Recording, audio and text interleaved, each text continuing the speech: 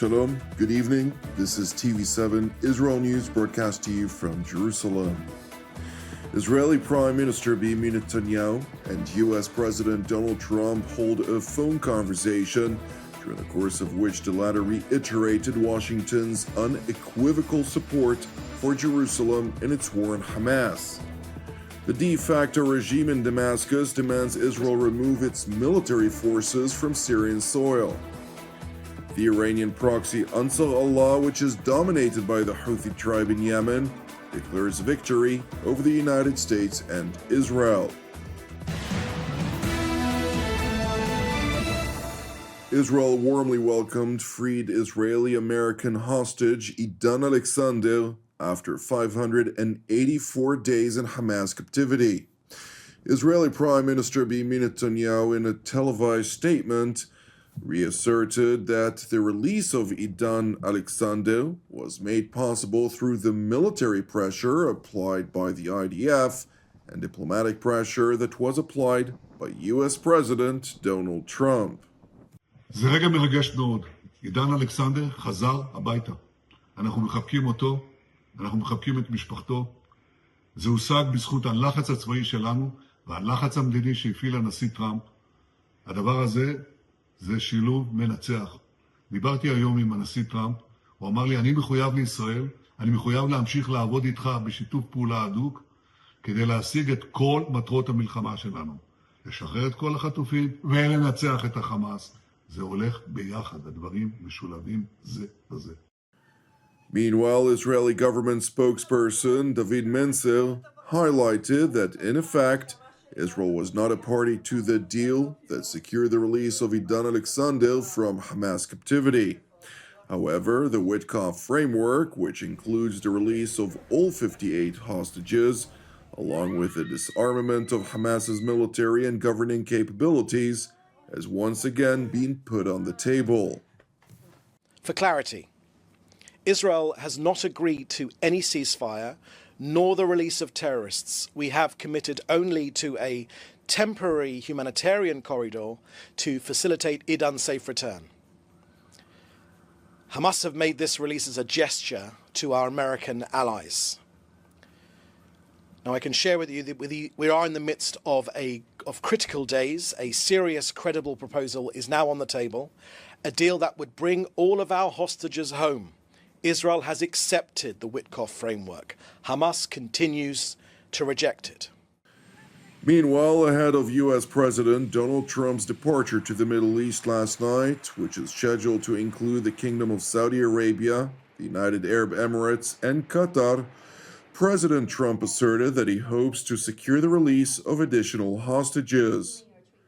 We hope that we're going to have other hostages released too, as you know. So when I met with the hostages 3 weeks ago that were there for quite a while, you remember the 10 people that came in, mostly young people, 1 or 2 were a little bit older. They were explaining the trials and tribulations. I mean, they went through hell. President Trump further addressed an anticipated meeting between Russian President Vladimir Putin and Ukrainian President Volodymyr Zelensky that is expected to take place on Thursday under Turkish President Recep Tayyip Erdogan's auspices. Don't underestimate Thursday in Turkey.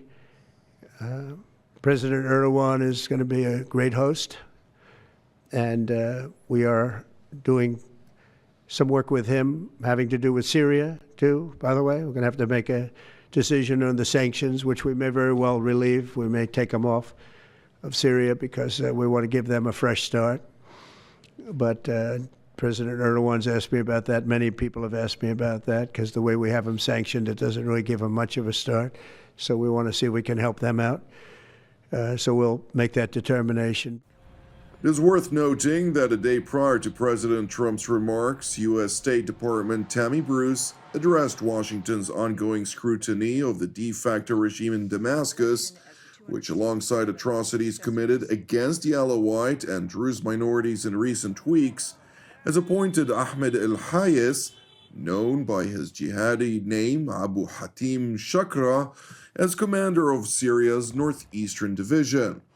A heavily sanctioned jihadist, the United States sanctioned al-Hayes for extrajudicial killings and egregious human rights violations.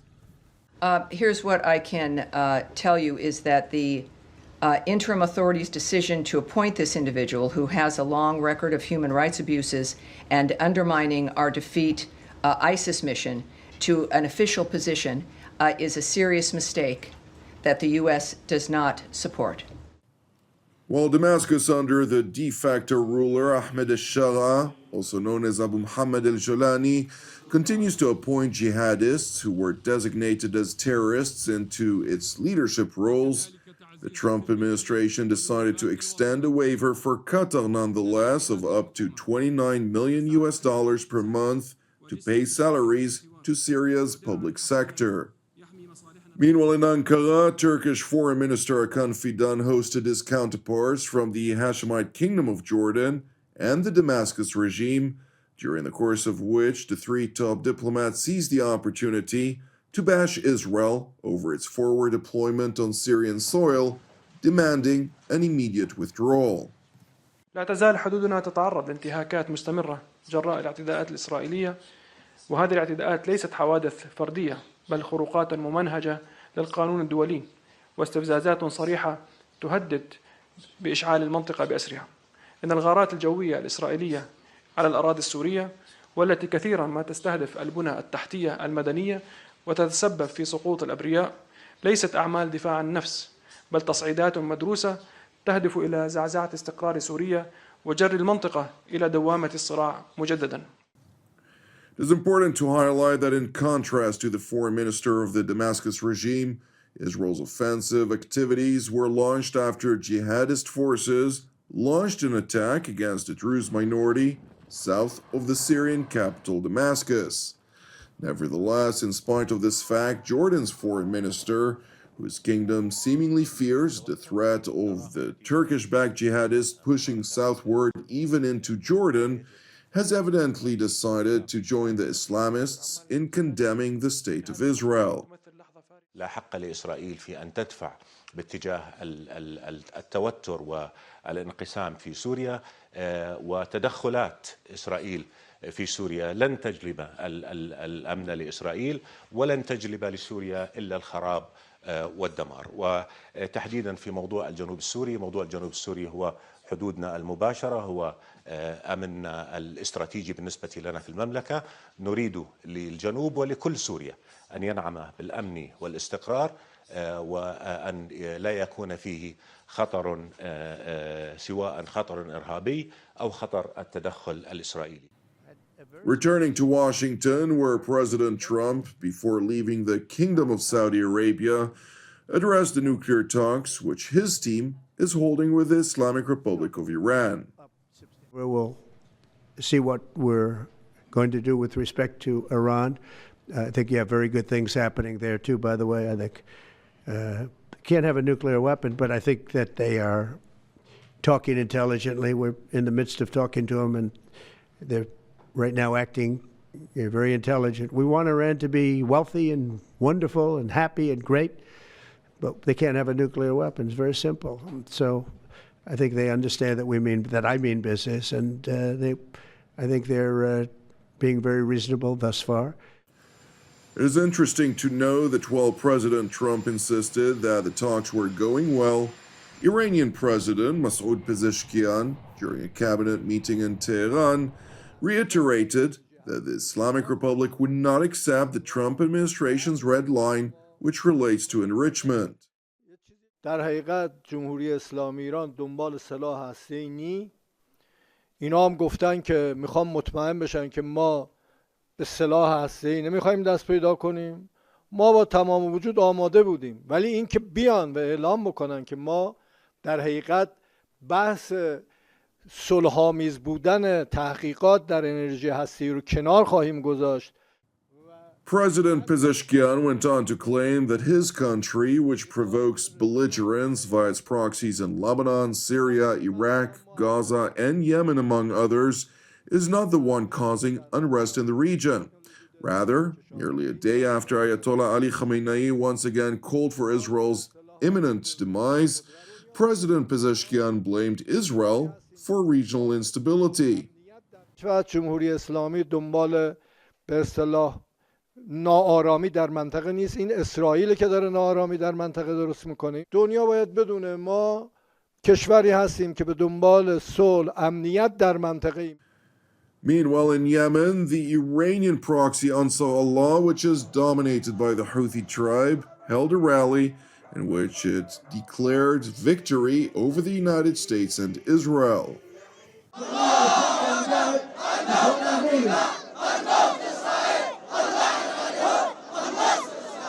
اليوم هذا الشعب اليمني العظيم خرج فارحا مبتهجا بهذا النصر العظيم، بهذا النصر الذي توج به كل يمني شريف. اليوم بفضل الله بقوة الله أخضعنا أمريكا وأخضعنا إسرائيل. Thank you for watching TV7 Israel News. I would like to urge you to take a moment to pray for the hostages who've endured 585 days in Hamas captivity. Pray also for the peace of Jerusalem and salvation of Israel. And separately, if you've been blessed by TV7's programs, which are exclusively funded by our viewers, please consider supporting our productions with a donation. You can do so via our website at www.tv7israelnews.com. I'm Jonathan Hessen, wishing you an Erev Mevorach, and God willing, we'll see you during our next update. Until then, Shalom from Jerusalem.